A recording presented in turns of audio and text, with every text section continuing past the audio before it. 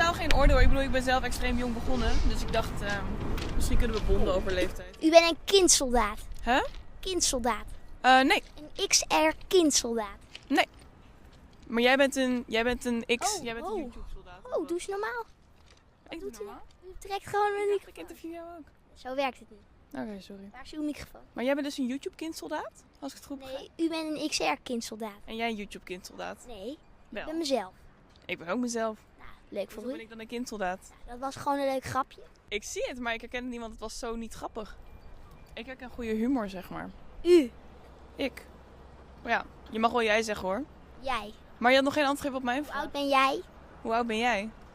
Zullen we het tegelijk zeggen? Ja. 3, 2, 1, Zeg ik 18. Wauw, jij bent echt daadwerkelijk een hele erg slechte interviewer. Kindsoldaten, kindsoldaten, kindsoldaten.